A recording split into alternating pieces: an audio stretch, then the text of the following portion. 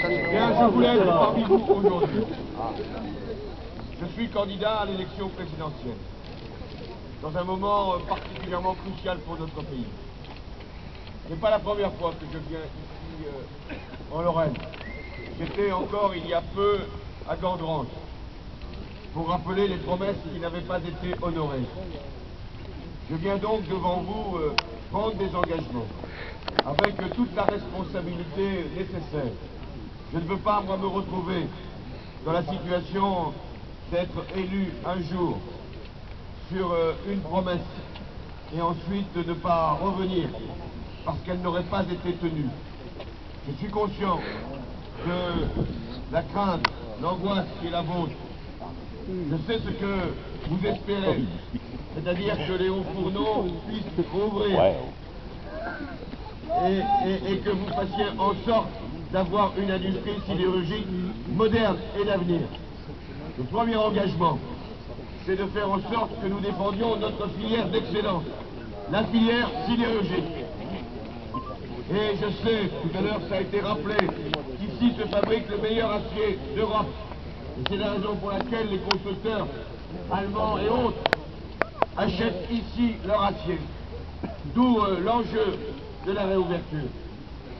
Je suis venu aussi vous dire que si Mittal ne veut plus de vous, ce qui serait un grand tort de sa part, si ce groupe n'est d'ailleurs animé que par des intérêts financiers et non pas des intérêts industriels, alors même qu'il avait dit lorsqu'il a repris Arcelor qu'il venait comme industriel et qu'il se comporte comme un financier.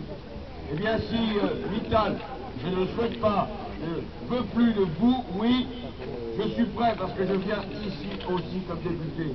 J'avais déjà pris cet engagement à Gandrange, que nous déposions une proposition de loi qui dirait la chose suivante, et ça vaut pour ici comme pour d'autres sites, quand une grande firme ne veut plus d'une unité de production, mais ne veut pas non plus la céder, nous en ferions obligation pour que des repreneurs viennent et puissent donner une activité supplémentaire.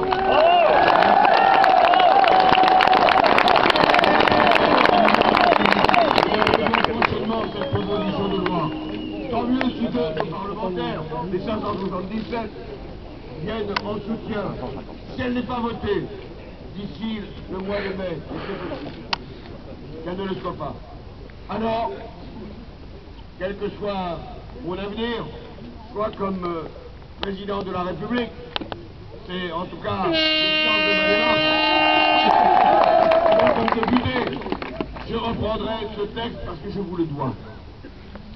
Je sais aussi ce qu'est votre attente par rapport au projet Ulcos.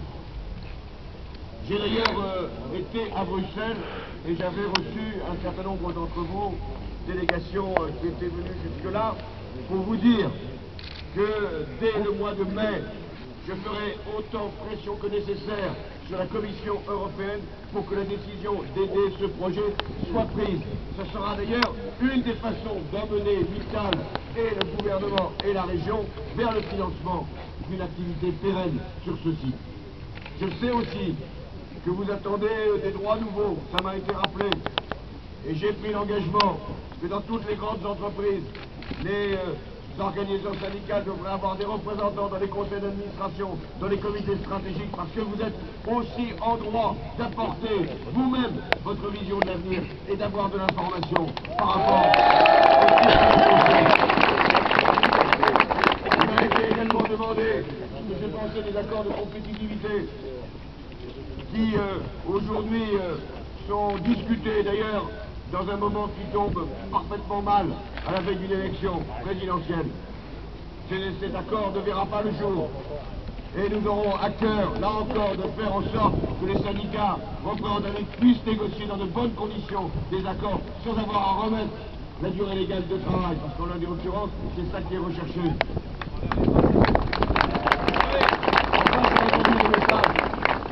De notre ami intérimaire. Il y en a ici beaucoup qui sont vraiment les variables d'ajustement et à qui on fait subir un sort qui est souvent injuste, indigne, puisque ce sont eux qui font les soudures, à tous les sens du terme. entre les périodes d'activité et d'inactivité. Eh bien, moi je ferai la proposition suivante. Les entreprises qui recourent à l'intérim paieront davantage de cotisations chômage que les entreprises qui embauchent et gardent des salariés à durée indéterminée.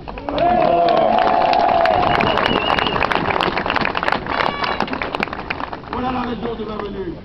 Je ne veux pas ici vous faire des promesses que je ne serai pas capable de tenir. Je suis venu vous dire d'abord ma solidarité, mais elle ne suffit pas. Parce que je ne suis pas un élu comme les autres. Même s'il y en a ici beaucoup avec leur écharpe, et c'est bien qu'ils soient à vos côtés. C'est important que vos élus vous soutiennent. Et moi, je ne suis pas venu simplement pour vous dire ma solidarité, je suis venu vous dire ma responsabilité. Parce que quand on prétend à la présidence de la République, on doit croire à son industrie, à l'industrie sidérurgique, à l'industrie moderne, à l'industrie d'avenir, et qu'on va tout faire pour que des sites comme cela puissent vivre et puissent se développer et se moderniser. Voilà mon message devant vous. Je ne suis pas venu un matin, c'est vrai, je le conçois, de bonne heure. Je suis venu à l'heure du repas, manger la merguez. Eh bien, je ne sais pas s'il y a une bonne heure. Il faut venir le matin, le midi ou le soir. Ce qui compte, c'est de parler et de tenir parole. Parce que c'est ça qui fera la différence au moment du choix, je l'espère, de l'élection présidentielle. Il y a ceux qui veulent se présenter comme les candidats du peuple, et il y a les candidats qui prétendent servir le peuple. Merci.